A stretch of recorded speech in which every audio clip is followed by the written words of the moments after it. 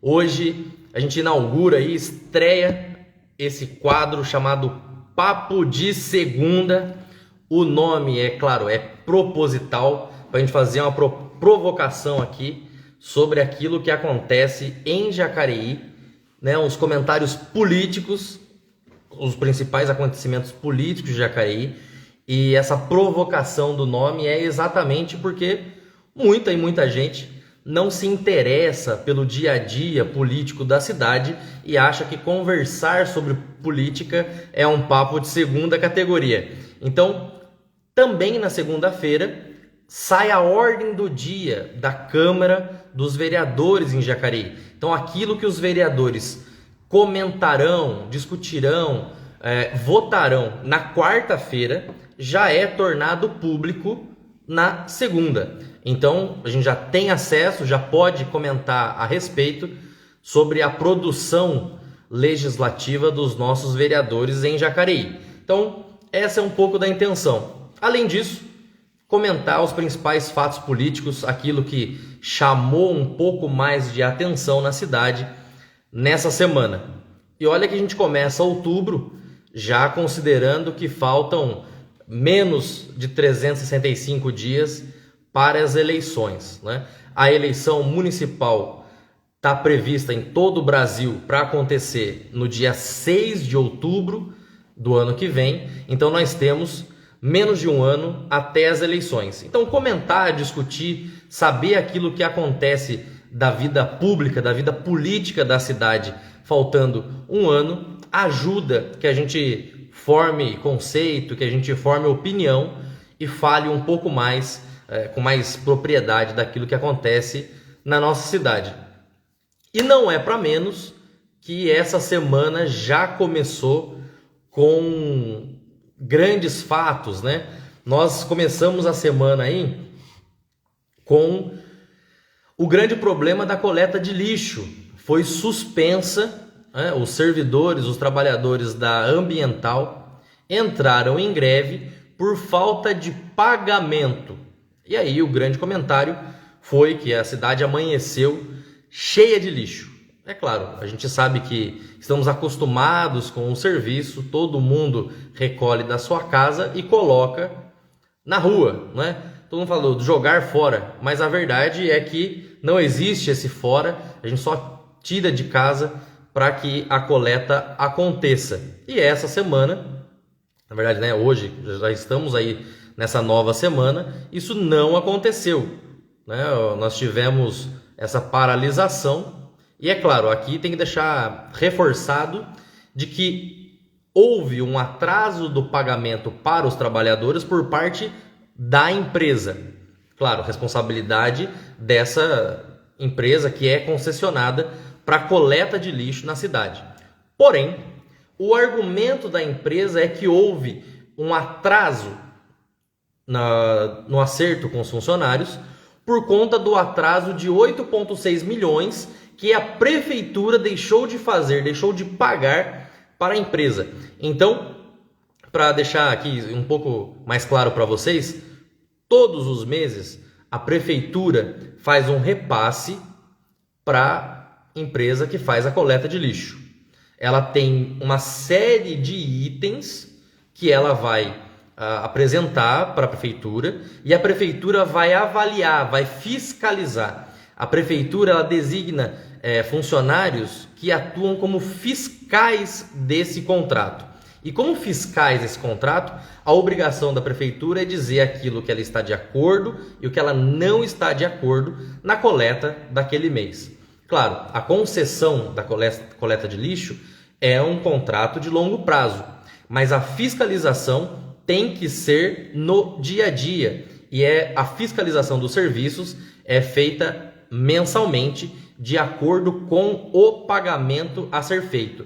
Inclusive, os itens da fiscalização, eles contribuem para aquilo que será ou não pago. E é aí que está o argumento da prefeitura para o atraso do pagamento, de que alguns itens tinham que ser revistos. Porém, logo na sequência, a prefeitura também reconheceu que ela está com dificuldades orçamentárias. de que os repasses do governo federal diminuíram, então frustraram a receita do município e por esse motivo ela deixou de repassar o recurso para empresa concessionada, nesse caso a ambiental. Então nós temos dois argumentos: problemas na fiscalização do contrato, que é natural que aconteça, tem que acontecer para que a gente possa ter um serviço público concessionado de qualidade, mas também acende um alerta sobre a capacidade orçamentária e de gestão da Prefeitura de Jacareí, que chegou no mês de outubro e assumiu: olha, não temos todo o dinheiro para pagar aqui a nossa concessionária de coleta de lixo, né? Walter, boa noite, meu caro, obrigado por estar aqui acompanhando, é uma alegria ter a sua presença. Espero suas perguntas, seus comentários são sempre bem-vindos, sempre muito qualificados. O Walter, que empreende em Jacareí há décadas, né, Walter? Não posso dizer quanto, que é para não entregar a idade, mas um empresário de Jacareí que acredita na cidade e que está sempre muito próximo dos jacarienses. Vamos lá. Vamos continuar o comentário, então. Para que... Opa, peraí. Jean, entrar ao vivo com a gente. Jean, tá liberado, meu mestre. Vamos ver se a gente consegue colocar o Jean ao vivo aqui.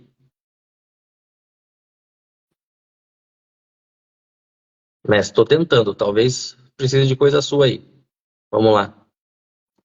Bom, vamos continuar aqui.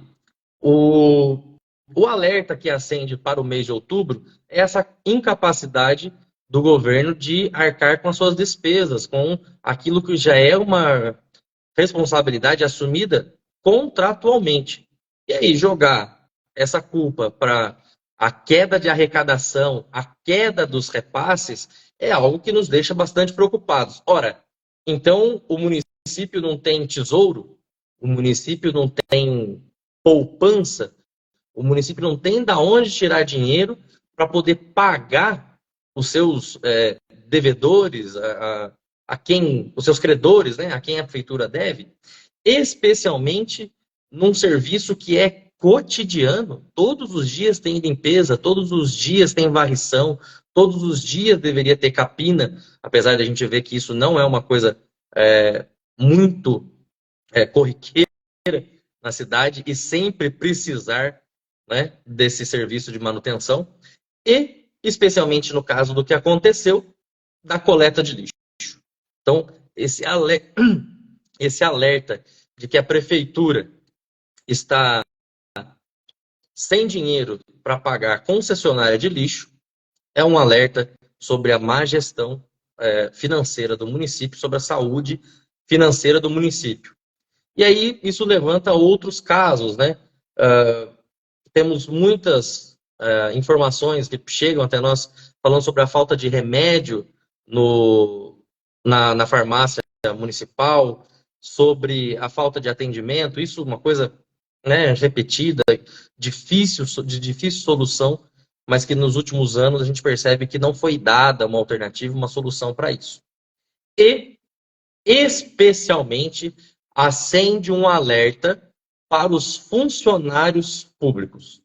Estamos já em outubro, hoje dia 9 de outubro. Novembro e dezembro existe o pagamento do 13º. Qual é a preocupação dos funcionários públicos? De que a prefeitura não tenha a capacidade de pagar o seu 13º. Inclusive, já existem muitos boatos de que a carga horária do funcionalismo público seria reduzida a partir do mês de novembro para 6 horas. E o que muda?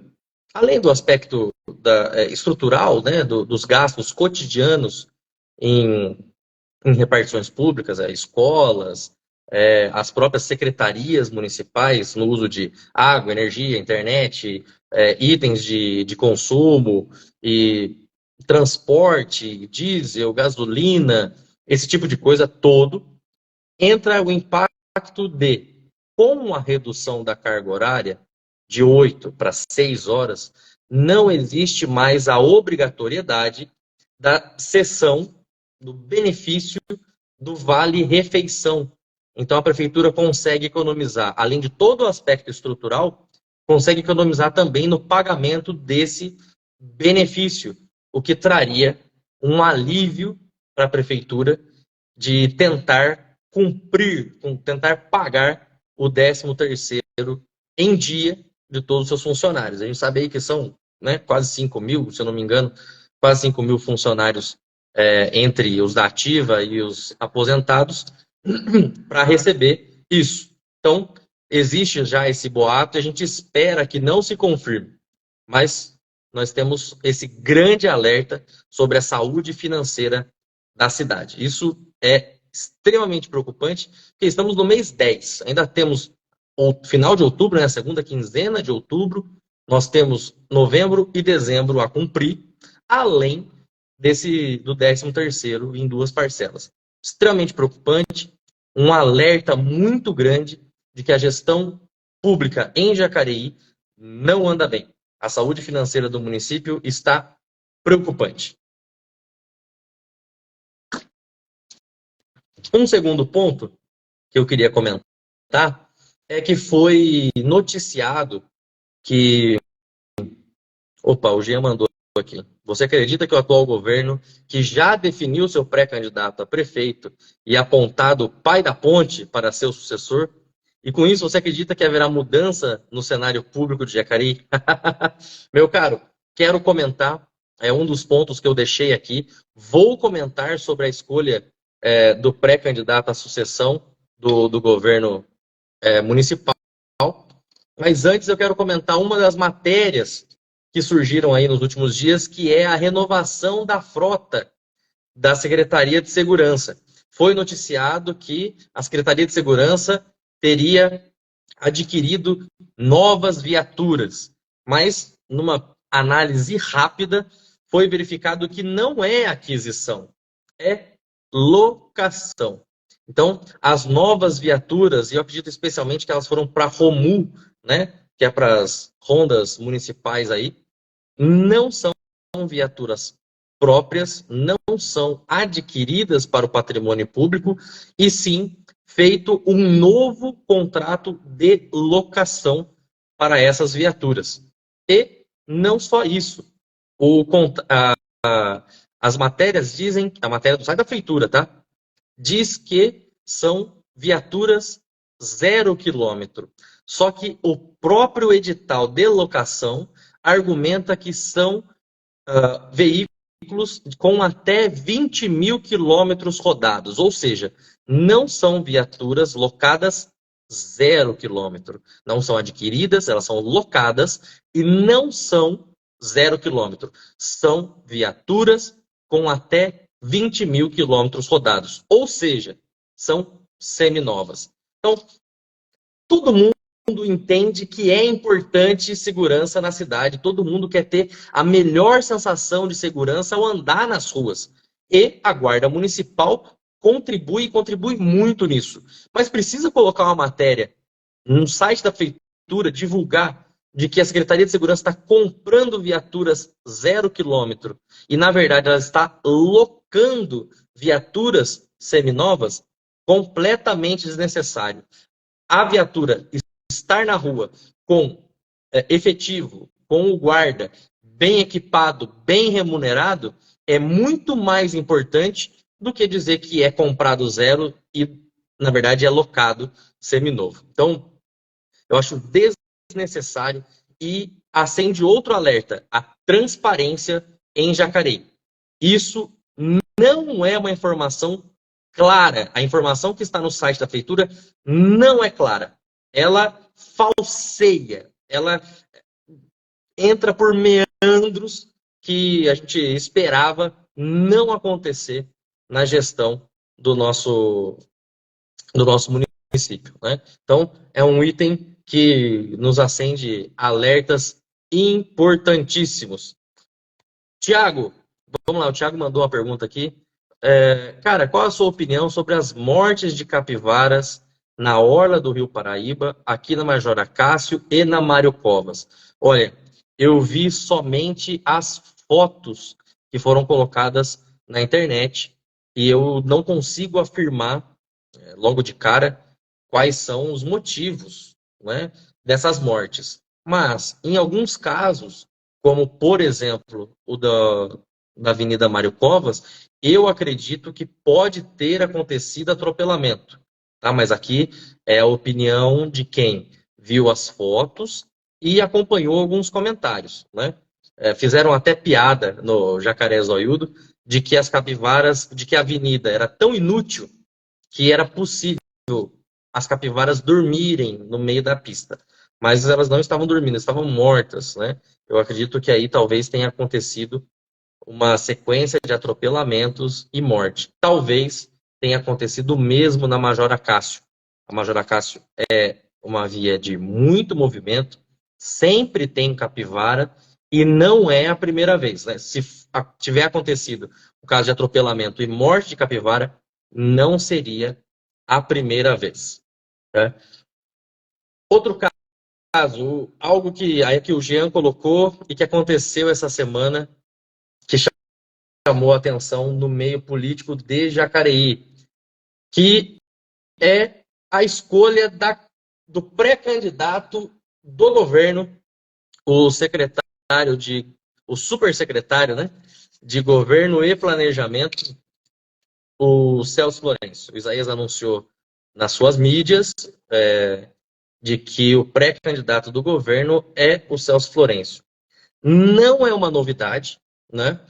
Desde que, no início da sua segunda gestão, o prefeito Isaías uniu a Secretaria de Governo e Planejamento em uma só, a cargo do Celso Florencio, já era um indicativo de que criá-lo como um super secretário era um caminho, uma intenção de colocá-lo como possível sucessor nas eleições de 2024. Então é um plano que está em curso desde 2021. Se engana quem achou que isso foi algo decidido agora. Né? Também foi colocado aí na mídia que houve um processo de sabatina, de questionamento entre os pré-candidatos, e que o escolhido do grupo foi Celso Florencio. Balela. Isso é eu gosto de usar um termo chamado tertúlia para bovino dormitar, que é a famosa historinha para boi dormir. Né?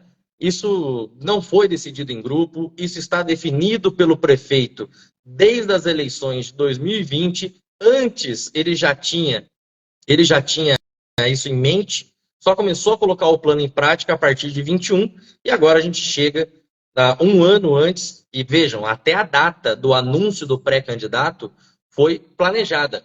Um ano antes, foi anunciado no dia 6 de outubro, dizendo que o grupo tinha se reunido depois de uma série de discussões para falar a respeito da sucessão, da escolha, de que o Edgar Sazak teve espaço para discutir, de que a Rosana Gravena, como vice-prefeita, teve espaço para discutir, foram sabatinados e que os filiados em consulta, os filiados dos partidos que fazem parte da base aliada, foram consultados e a escolha foi o secretário de Governo e Planejamento.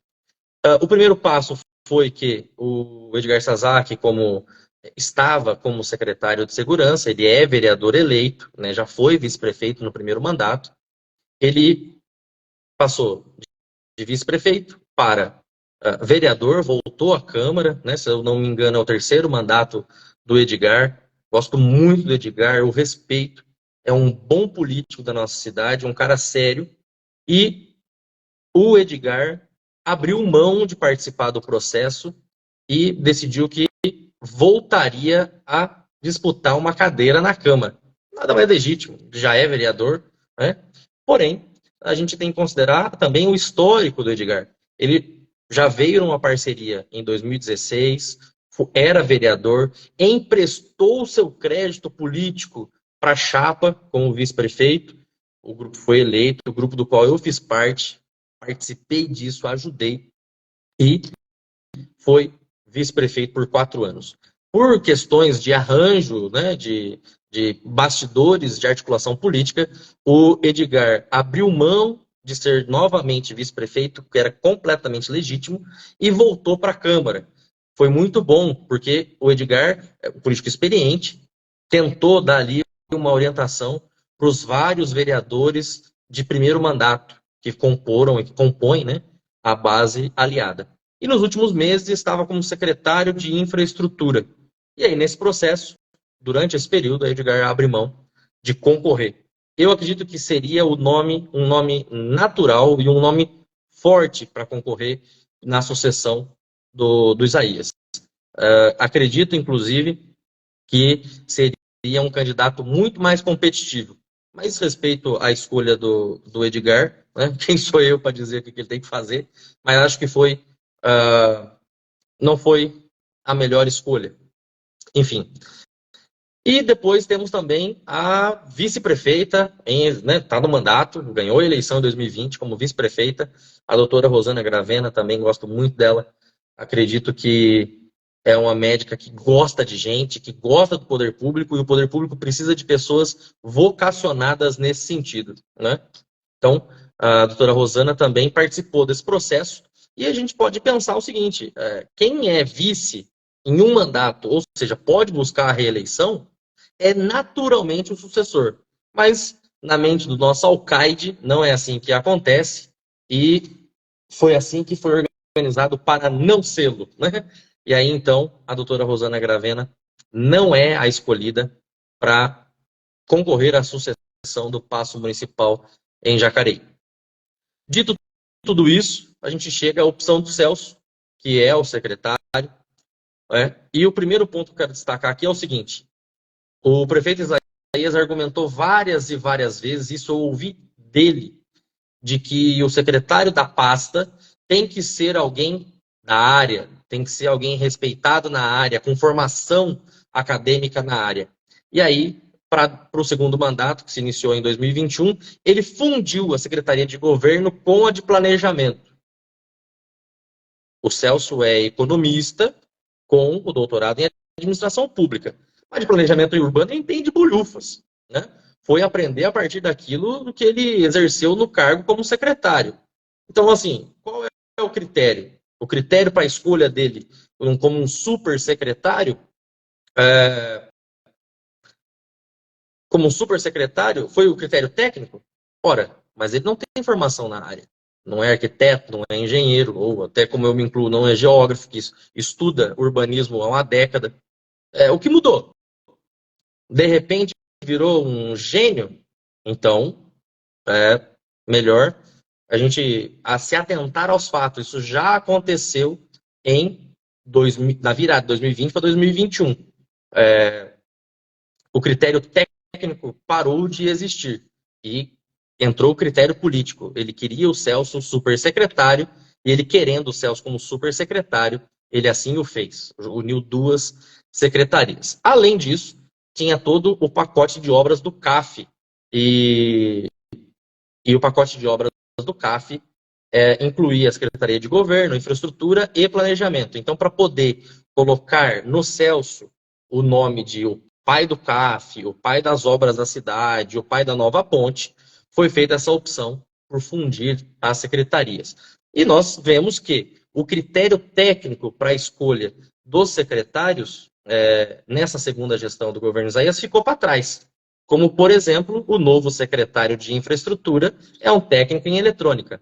Não é engenheiro civil, não é sequer engenheiro, é um técnico eletrônico que agora é o secretário de Infraestrutura. Então, a gente começa a ver que houve uma mudança de perfil, e aí, Walter, isso faz parte da resposta para você, começou a acontecer uma mudança de perfil daquilo que seria a preocupação do governo. Não era mais uma preocupação de política pública de qualidade, de política pública de resultado, e sim uma política pública, não tão pública, mais privada, mas que atenda aos interesses do grupo. Então, esse é a minha grande crítica ao ao atual governo. E, além disso, quando a gente considera a escolha do Celso Florencio como candidato, né, como pré-candidato no próximo ano, é baseado na escolha do próprio prefeito, mas também de que ele foi o responsável pelas obras que estão em andamento na cidade. E aqui eu quero destacar 3 delas. Primeiro, as obras de drenagem do córrego do Tanquinho e do córrego São Luís. Nós já vimos em janeiro desse ano como as obras não são prioridade, tanto que nós tivemos alagamento, né, aqui o Jardim São Luís alagado, a rua Diogo Fontes também alagada. Um tempo antes, a portaria do Estelarum Domus caiu, porque a drenagem é inexistente, e aí parte do pacote de obras do CAF, sob responsabilidade do agora pré-candidato e secretário de Governo e Planejamento, não avançaram, não tiveram efetividade, não aconteceram. Então, drenagem é um dos pontos. Jacareí alaga e alaga bastante, até pelos aspectos naturais. Estamos numa várzea, é natural que aconteça isso. Então, investimento em drenagem em Jacareí é importante, mas não é só anunciar, né? Agora o governo está com a mania de anunciar início de ordem de obra, ou seja, vai lá para assinar um papel, faz um evento político. Olha, estamos aqui dando início à ordem de serviço e tal. A obra vai começar meses depois. Quando começa? Né? Então, a primeira que eu quero destacar é essa, de drenagem. É um problema sério. Um dos pontos que eu sempre vou cobrar é a drenagem do Jardim Jacinto. Nós vimos uma obra muito mal feita na Avenida Santa Helena, né? Quem passa de carro, de moto ali, percebe como aquilo ficou horrível. A Avenida Santa Helena continua alagando. Eu admito que melhorou, sim, o fluxo, né? O escoamento da água. Agora a água baixa muito mais rápido. Mas a projeção da obra foi muito mal feita, porque alaga. E a ideia, já que ia fazer uma obra muito grande, era para que não alagasse. Mas a obra mal projetada, a vazão errada, continua alagando.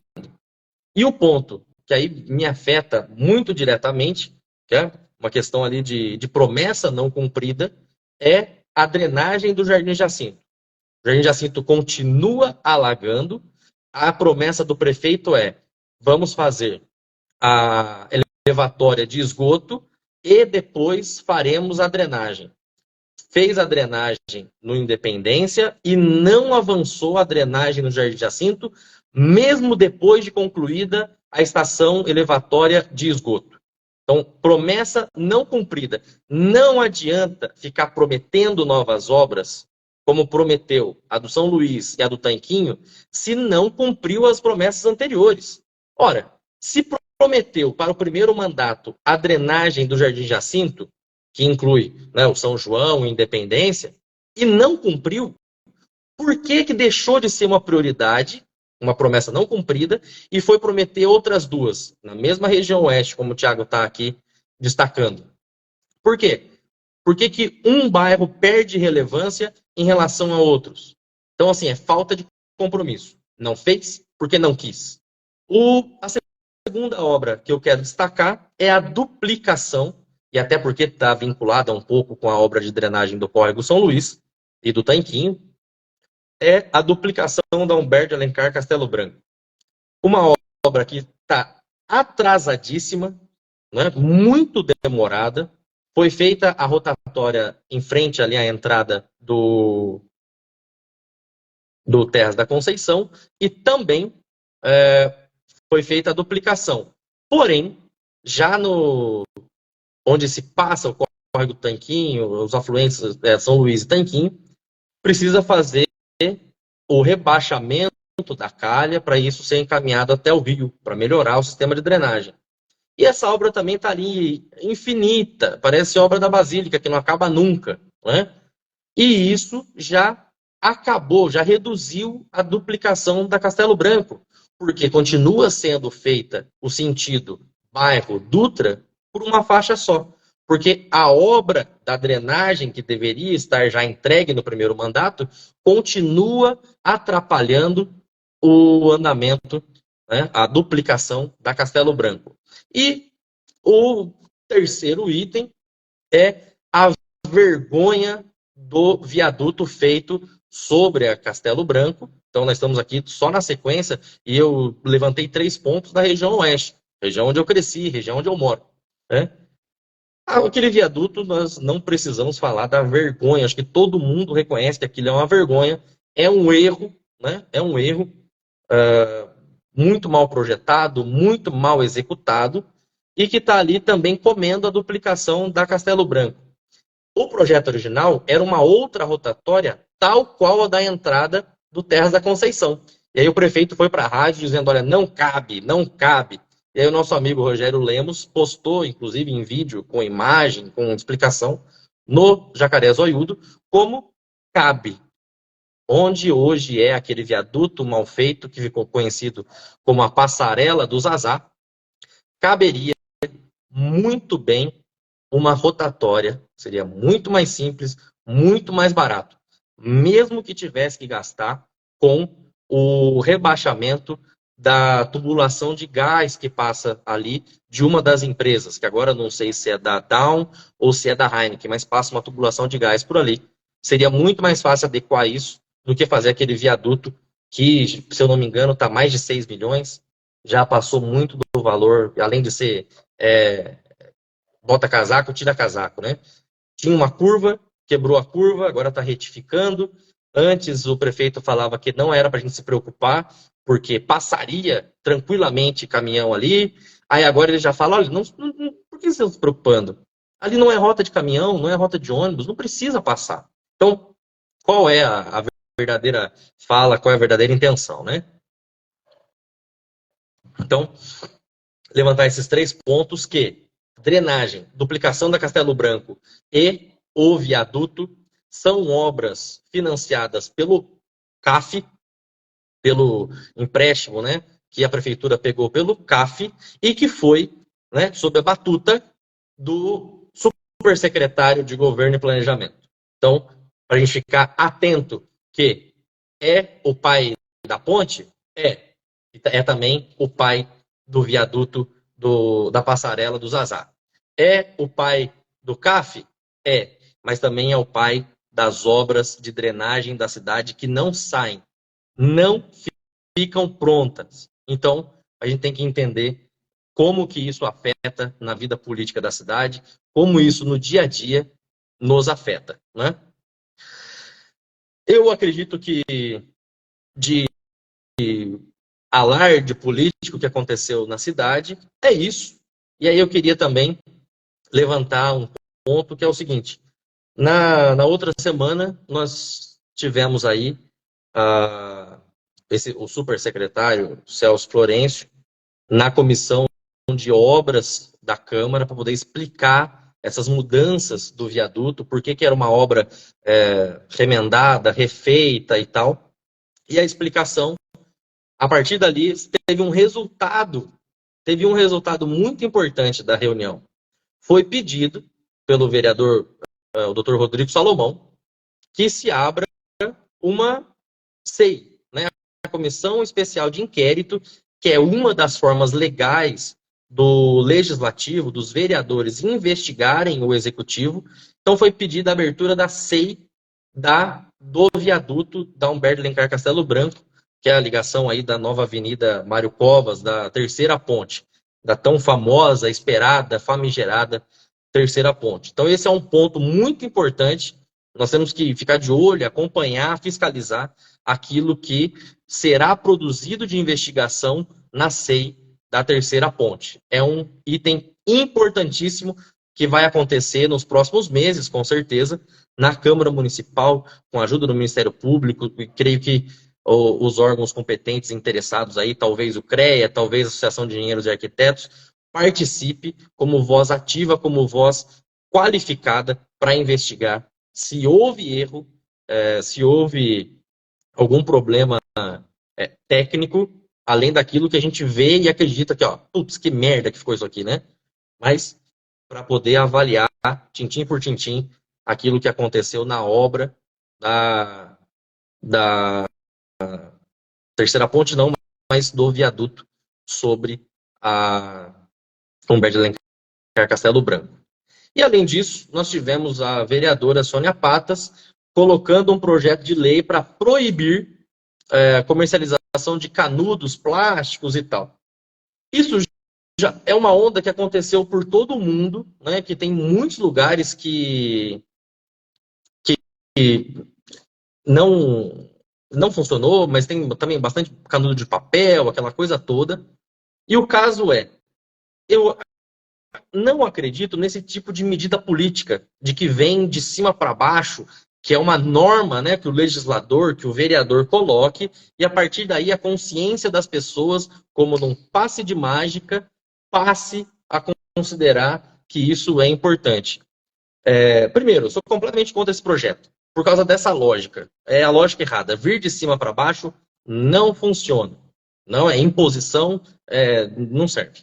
Então, vamos considerar o seguinte: numa posição, se eu tivesse numa posição dessa, teria trabalhado com a prefeitura, se seria possível, via Secretaria de Administração, para poder analisar os custos disso, parceria com a Secretaria de Meio Ambiente, porque a Secretaria de Meio Ambiente tem um departamento de educação ambiental, né, que funciona lá no Viveiro, e poder fazer tudo isso como um grande programa municipal. Primeiro, a prefeitura dar o exemplo. Olha, a partir de agora, a prefeitura vai tomar medidas verdes. Vai tomar medidas para que dentro do poder público municipal seja valorizado que se use menos plástico, uma redução de plástico. Né? Então, a prefeitura continua comprando copo plástico. Ela usa isso em todos os seus departamentos. É possível, é viável substituir o copo plástico por um copo de papel? Eu acho aquele copo de papel horrível. Mas existem copos de papel de qualidade, como, por exemplo, quando a gente vai comprar, sei lá, um do McDonald's. Ele dura, ele demora para desfazer. Né? Se for um de uso cotidiano, rápido, copo d'água, tomar água, descartar, reciclável, né? A própria nós temos aqui lá no nosso aterro como fazer a reciclagem disso. Pode ser aproveitado por cooperativas do município, cooperativa de catadores, está por aí, né? Eu vou falar um ponto sobre o leve, tá, pessoal? Você vê o contrassenso. Vem a vereadora querendo proibir o uso de canudo plástico, sem combinar isso com a prefeitura, no sentido de que a prefeitura, o poder público vai dar o exemplo, no momento em que a prefeitura, via Secretaria de Meio Ambiente e Zeladoria Urbana, Zeladoria Pública, agora não lembro de fato o nome, decide fechar o leve aos domingos. Ora, o leve é para entregar lixos, entulhos um pouco maiores, aqueles que não são levados pela coleta diária. E aí, quando que é o dia mais propício para que você, quando faça uma limpeza na sua casa, o dia mais propício para isso? Eu acredito que seja sábado e domingo. Aí a prefeitura restringe tão somente ao sábado, vai funcionar de segunda a sábado, não mais no domingo. E você, que está em casa, fez isso no sábado, fez isso no domingo, aproveitou o seu dia e na segunda, de segunda a sexta, vai trabalhar em horário comercial. Quando você vai levar esse entulho no leve? Então, assim, são medidas que o poder público está em descompasso. Então, a gente mostra que o executivo não está no compasso com uma intenção da Câmara e muito menos com as ODS, né? Que tanto é defendido aí, especialmente na Secretaria de Educação, mas a Secretaria de Governo também coloca bastante isso, nessa pauta globalista e tal.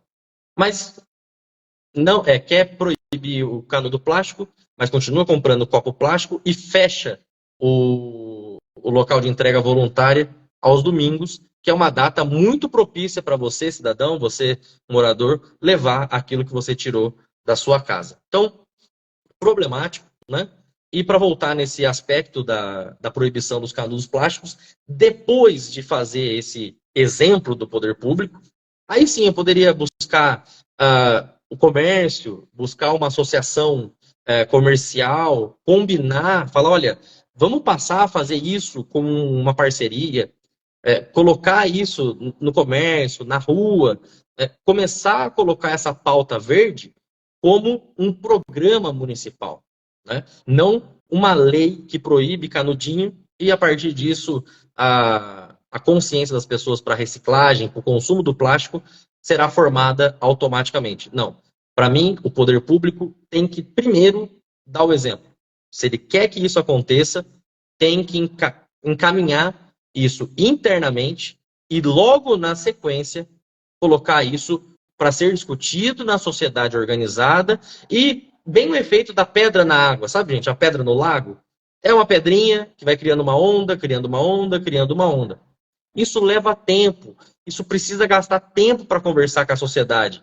Então, tem que estar lá, tem que acontecer, tem que se dedicar. Mas é para isso que a gente elege vereadores, para poder nos representar, para poder colocar o seu posicionamento na sociedade em discussão, não sob imposição. Certo? Meus caros, deixa eu ver aqui. Pastor Henrique, obrigado, meu caro, parabéns pelo trabalho em Campos do Jordão e obrigado por acompanhar aqui. Deixa eu ver. Jean, tem uma pergunta do Jean aqui. Você acredita que a SEI pode apresentar os fatos ou com a pressão dos vereadores da base em não divulgar os dados reais com relação à obra? Olha, Jean, eu acredito que o Ministério Público vai estar envolvido nisso. Então, se acontecer pressão em não divulgar dados, vai ser uma investigação mais profunda. Acredito que a Justiça pode atuar com muito afinco nisso. Além do que, nós temos não só vereadores da base, nós temos 4 vereadores de oposição. Tá certo que são 4 de 13, são minoria. Mas se 4 vereadores não conseguirem tocar uma investigação séria e efetiva, a gente está bastante perdido. E eu acho que não vai ser o caso. Vai ter investigação, vai ter pressão, sim, mas de ambos os lados. E nessa situação, a opinião pública está do lado da oposição. Se os vereadores da oposição comunicarem bem o passo a passo da Comissão Especial de Inquérito, eu tenho certeza que ela vai ter sucesso, que ela vai mostrar muitos dados ali. O Walter também colocou aqui que gostaria de colocar que o trevo para acessar essa terceira ponte ficou muito longe. Por que não fazer em frente à Heineken ou mais próximo? E aí ele completa. Eu digo pelo acesso de quem vem da Dutra para acessar essa ponte sentido Ademar de Barros. Olha, Walter, é exatamente uma das coisas erradas desse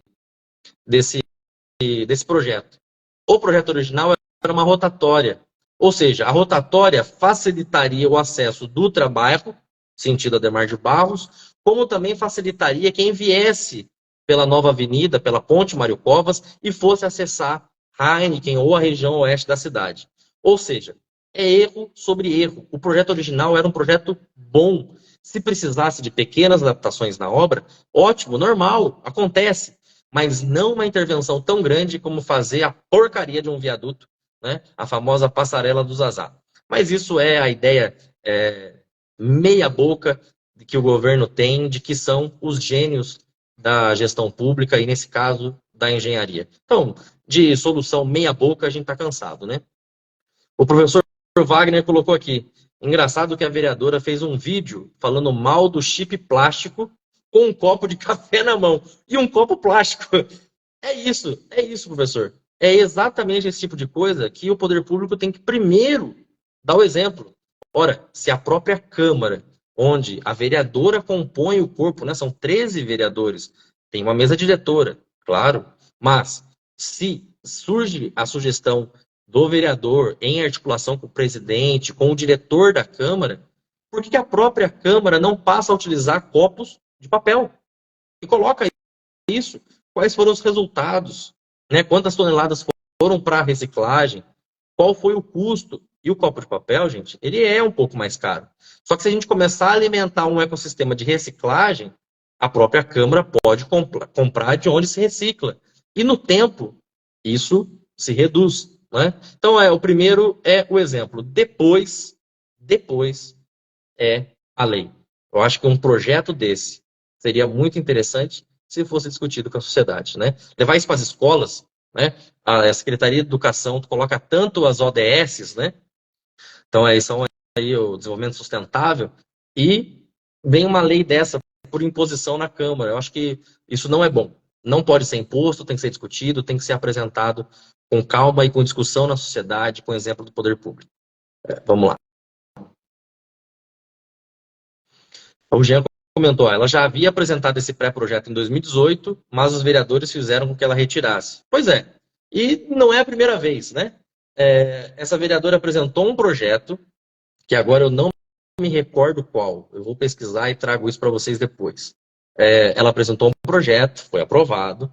Acho que 1 ou 2 anos depois, o executivo indicou algumas supressões de leis, incluiu o projeto dela, que havia sido aprovado, ela votou favorável à supressão do próprio projeto de lei, e aí agora esse ano estava cobrando a ação do executivo baseada na lei que ela aprovou. E aí os próprios vereadores lembraram a ela, mas vereadora, isso aqui já foi vetado, isso aqui já foi suspenso, e agora não lembro se foi um veto ou se foi uma anulação, né? Um novo projeto de lei que cancelou a legislação que ela criou, e ela não sabia. Então, pera, ela criou a legislação porque ela considerava importante. Aí, quando ela votou pela supressão, pelo veto, eu não lembro de fato o que era, ela não leu que estava cancelando o próprio projeto, e depois foi cobrado do executivo que cumprisse um projeto que ela votou para que não existisse mais. Gente, é uma qualidade de produção legislativa, é uma atenção que os vereadores têm pelo que eles produzem na Câmara, que deixa a gente... Peraí, o que vocês estão fazendo aí? O que vocês estão fazendo aí? Não é possível, não é possível. Eu coloquei na semana passada que o vereador mais votado da cidade queria criar mais uma data comemorativa, o Dia dos Avós. Ora, ele queria que a data acompanhasse a comemoração do Dia dos Avós, né, que é de Santana e de São Joaquim. Então, né, na tradição católica, os avós de Jesus, pais de Santa Maria. E, claro, eu sou católico, a data comemorativa está na liturgia da igreja, já é uma data estabelecida, né? Nós temos a festa da Carpção de Santana, então Santana já é reconhecida na cidade e no mundo inteiro, graças a Deus. Mas criar um calendário oficial, né? Ir para o calendário oficial que passe a comemorar o Dia dos Avós, é espuma, sabe? Não é uma produção relevante, não é algo importante para o município. E o projeto foi colocado, depois o próprio autor retirou de pauta, mas foi colocado no dia que a cidade amanheceu lotada de lixo por falta de pagamento. Então, assim, a função do vereador também é fiscalizar o executivo. Mas ao invés de fiscalizar o executivo, estava criando um projeto de lei para colocar o Dia dos Avós no calendário oficial do município. Então não dá para ficar fazendo data no calendário, não dá para ficar criando, né? Aí, vocês sabem que eu sou completamente contra vereador ficar dando nome de rua. Para mim, tem que ser proposto já no executivo. Quem faz a aprovação de um novo loteamento? É o executivo. Se o executivo faz a aprovação do loteamento, ao aprovar, ele já tem uma lista de nomes. E o vereador pode sugerir. O vereador chega lá para o prefeito, indica de legislativo para executivo, gostaria de indicar no futuro loteamento que chame a rua José da Silva. Ótimo. Aprovou o loteamento X lá no bairro tal. Ok. São quantas ruas? 10 ruas. Então tá bom. Eu tenho 10 sugestões de nome aqui. O executivo já aprova de uma vez os 10 nomes, contemplando os vereadores, homenageando as famílias, homenageando os munícipes. Simples. Muito mais rápido, muito mais barato. Por que precisa de um projeto de lei na Câmara para dar nome de rua? Não precisa. Processo de aprovação de um novo loteamento supre isso com naturalidade, com agilidade, muito mais barato, sem precisar virar um projeto de lei. Pode ter homenagem na Câmara? Pode. Eu acho que deve até. A cidade tem que ter história, os moradores têm que ser valorizados. Mas isso é uma homenagem na Câmara. Homenagem. Não uma discussão em projeto de lei, analisar, etc, etc, etc. Votar. Por que alguém vai votar contra dar o nome de alguém? Né? Só se for uma coisa muito escandalosa. Mas aí isso pode ser vetado na Câmara quando o prefeito colocar E pelo amor de Deus, né? É uma vergonha. Então, essa é a minha posição, vocês sabem disso já, né? Vocês sabem que isso é algo que me deixa indignado, né? Então, meus caros, é isso. Eu quero trazer essa proposta aí para vocês todas as semanas, nosso papo de segunda. Queria agradecer vocês por mandarem as perguntas, para que a gente pode interagir aqui e poder falar um pouquinho mais sobre os comentários da semana e também sobre aquilo que está em votação na Câmara Municipal. Toda segunda, 20 horas e 30 minutos, eu espero encontrá-los aqui e espero a participação de vocês. Meus caros, muito obrigado. Aí, Elge, é isso? A nomeação de rua serve como troca de favores e busca de votos. E olha, se a gente pegar só esse aspecto prático, o vereador que quer homenagear a família para ganhar o voto da família, ele vai continuar fazendo, porque vai indicar ao executivo que, ao aprovar um loteamento, dê o nome daquele homenageado numa rua. Só que é um processo muito mais barato, muito mais prático de acontecer do que todo o processo legislativo como lei. Não é? Pode ser pelo decreto do executivo de nomeação daquela rua. Então, é muito mais simples, muito mais barato e até pelo aspecto prático que os vereadores querem os votos da família. Ele continua acontecendo, mas de um jeito mais barato, sem desrespeitar a relação de executivo com o legislativo e deixando as famílias contentes. Então, eu insisto, pode acontecer a homenagem, mas não todo o processo legislativo que custa, e custa muito aos cofres públicos. A gente não quer esse desperdício mais. Vereador votando nome de rua é perder tempo, é perder dinheiro. Meus caros, muito obrigado. Espero vocês aqui de novo na segunda-feira. E durante a semana a gente vai comentando. Vamos conversar e eu estou à disposição de vocês. @Vinícius Jacareí e um bom papo de segunda. Boa noite, pessoal.